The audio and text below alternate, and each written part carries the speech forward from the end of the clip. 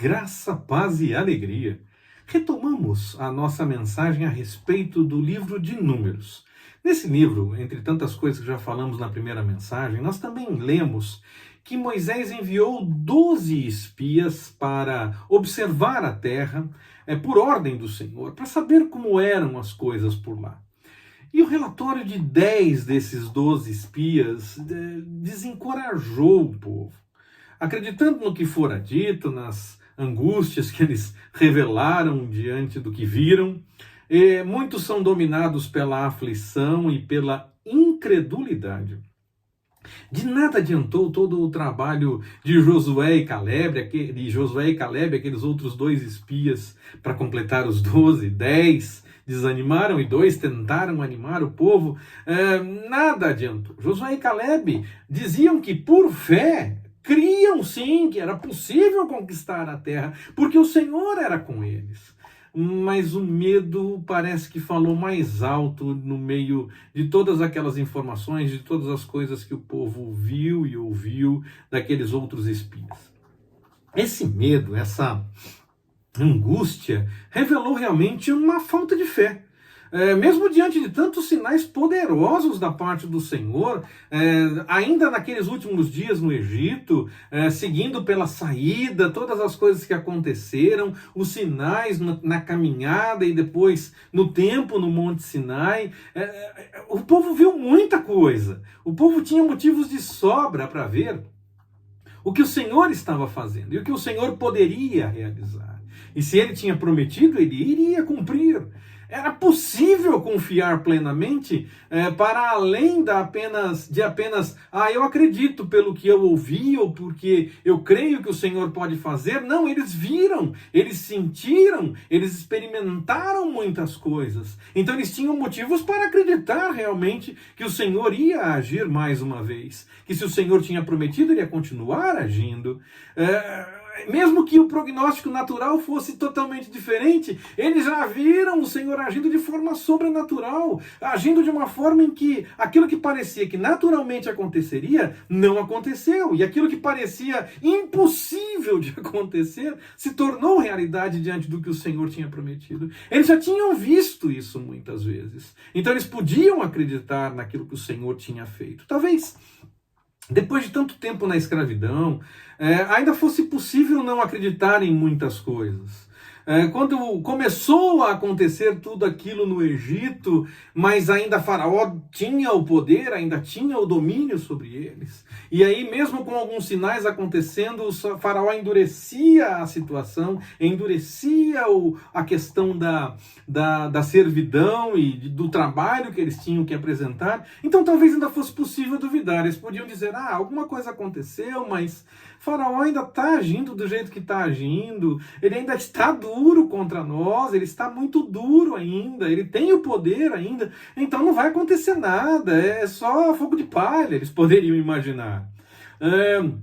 Mas quando os sinais continuam acontecendo, quando o Senhor continua agindo, o povo tinha motivos para acreditar que algo estava mudando a ordem natural das coisas.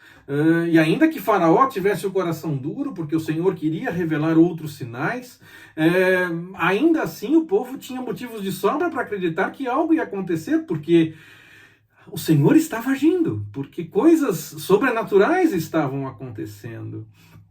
Então não era simplesmente o testemunho de acreditar nas histórias que ouviram no passado, eles começaram a ver as coisas acontecendo.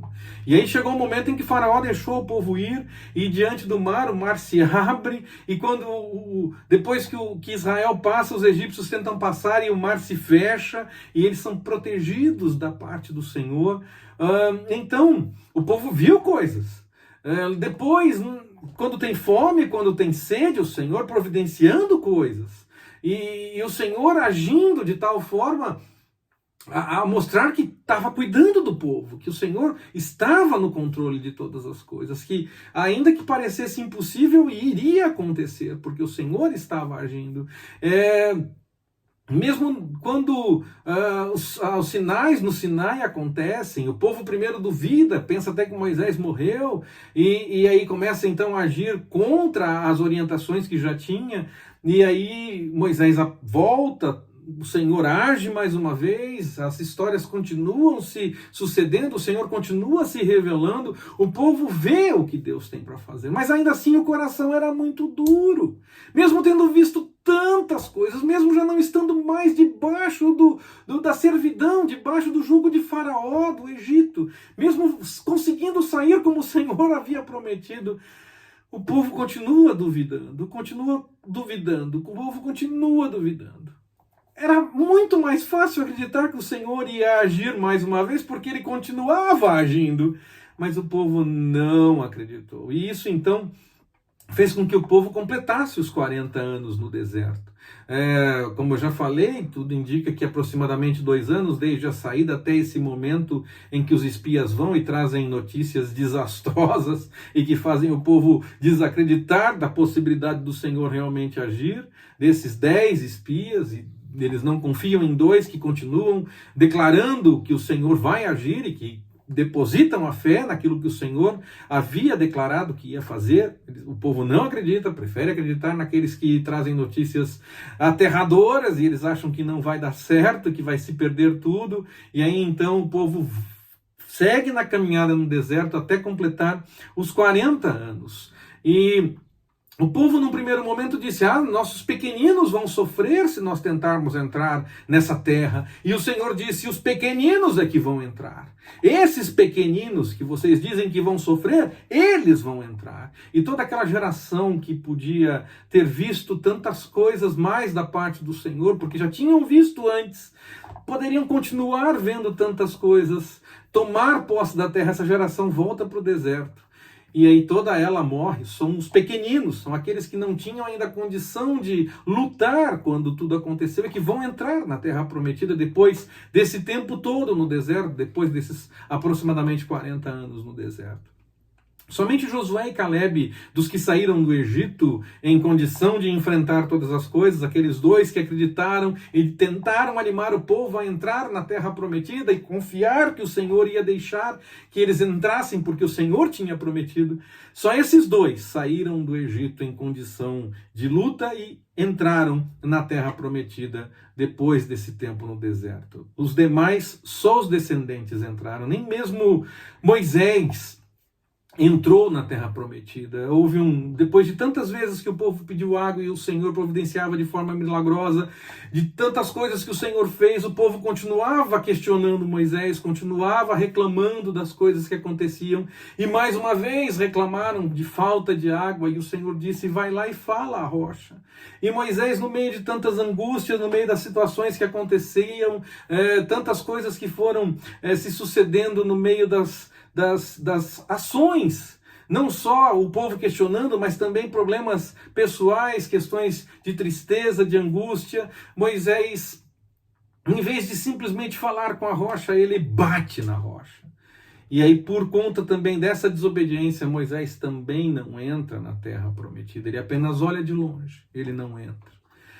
O povo teve água, o povo teve carne, o povo teve o maná, o povo não precisou se preocupar com roupas porque elas não se desgastaram. É claro, a caminhada no deserto não foi fácil, não foi agradável, não foi gentil, mas ainda assim o povo entendeu que mesmo no meio da dificuldade podia contar com o agir do Senhor.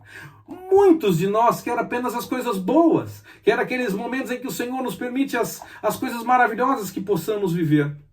E o Senhor pode sim nos levar a viver coisas maravilhosas, e nós podemos experimentar coisas maravilhosas da parte do Senhor e viver os bons momentos. Mas há outras situações em que nós enfrentamos dificuldade. O que nós precisamos notar é que, quer os momentos sejam bons, quer os momentos sejam de dificuldade, o Senhor está conosco. É isso que importa, o Senhor estar conosco, o Senhor nos cuidar durante a caminhada. Quer os momentos sejam agradáveis, quer seja momento de dificuldade, o Senhor está conosco. Nós precisamos confiar no Senhor, que o Senhor está cuidando de nós em qualquer dos momentos. Louvá-lo em todas as circunstâncias, agradecer por esse cuidado, por essa direção, porque Ele está fazendo uma obra em nós e através de nós, para que o nome dele seja conhecido e glorificado diante das pessoas. No fim, o que importa não é se a caminhada é boa ou se é ruim. O que importa realmente é contar com o cuidado do Senhor em qualquer circunstância, em qualquer situação. Durante esse tempo no deserto, além do cuidado do Senhor, do alimento, da roupa, da água, de tudo, o povo contou também com o cuidado do Senhor, até mesmo contra inimigos que se apresentavam. E mais uma vez, perto da terra prometida, o Senhor dá instruções para o povo. E o povo, mais uma vez, se organiza para que possa tomar a terra prometida. Dessa forma, nós temos que os eventos nesse livro de Números se realizam no deserto, durante esse tempo no deserto, principalmente entre o 2º ano, perto disso, e até o 40º ano, perto disso, dessa peregrinação de Israel pelo deserto. Esse tempo que Israel ficou no deserto, um pouco antes dos espias irem, já um pouco antes de completar esses 2 primeiros anos, e depois esse tempo todo dos 38 sequentes e quase então todo o período do tempo no deserto. Esse livro de Números está dentro desse período. Nos primeiros 25 capítulos do livro, nós vemos o relato das experiências dessa primeira geração no deserto. Aquela geração que chega a duvidar do que os espias, diante do relato dos espias, que dizem que vão enfrentar dificuldades, que vai dar problemas, e eles acreditam nessas dificuldades em vez de crer no cuidado do Senhor. E o restante do livro, até o final do livro, depois do capítulo 25, nós vemos as experiências dessa segunda geração, aquela que os pequeninos vão sofrer, os pequeninos vão entrar, esses pequeninos que crescem durante esse tempo e vão tomar posse da terra quando chegar a hora do Senhor enviá-los novamente para lá. Como eu disse, só Josué e Caleb saíram adultos do Egito e entraram na terra prometida. Os demais morreram no deserto, porque não acreditaram no Senhor, no cuidado do Senhor, para tomar a terra prometida. Preferiram acreditar em notícias desastrosas que se aproximavam. Talvez, muitas vezes, as coisas se apresentam diante de nós, na nossa vida, e nós olhamos para as situações e tememos diante delas. Não devemos temer. Devemos tomar cuidado, devemos nos ajustar, devemos preparar as coisas que sejam necessárias, mas devemos confiar no Senhor.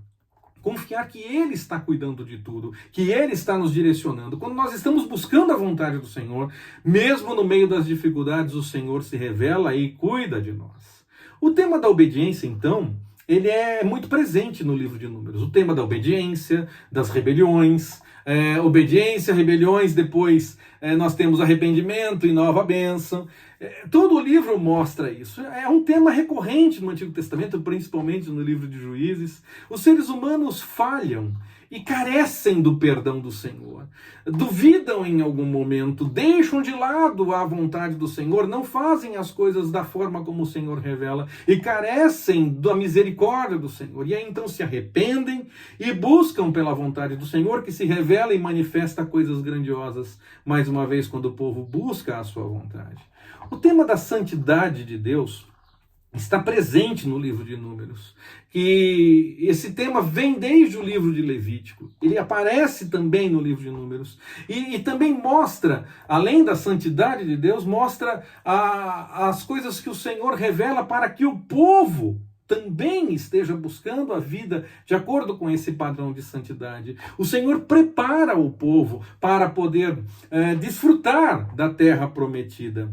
O Senhor prepara o povo para que possa experimentar as coisas do Senhor, para que nós possamos viver de acordo com a vontade do Senhor, para que nós possamos desfrutar dos milagres de Deus, para que nós possamos experimentar daquilo que o Senhor tem para nós. Nós precisamos nos arrepender diante do Senhor e buscar viver uma vida de santidade, uma vida que busca as coisas de acordo com a vontade do Senhor, seguindo a direção do Espírito Santo. Quando nós vivemos assim, arrependidos e buscando o padrão de santidade revelado na Bíblia, nas coisas do dia a dia, vivendo as coisas da vida que nós temos, aí nós podemos experimentar as maravilhas do Senhor. Só assim, com arrependimento, buscando a vida no padrão de santidade, nas coisas do dia a dia, nós podemos sim experimentar as coisas do Senhor, as maravilhas que o Senhor tem para nós. Que Ele nos abençoe. Forte abraço, até mais, permitindo o Senhor.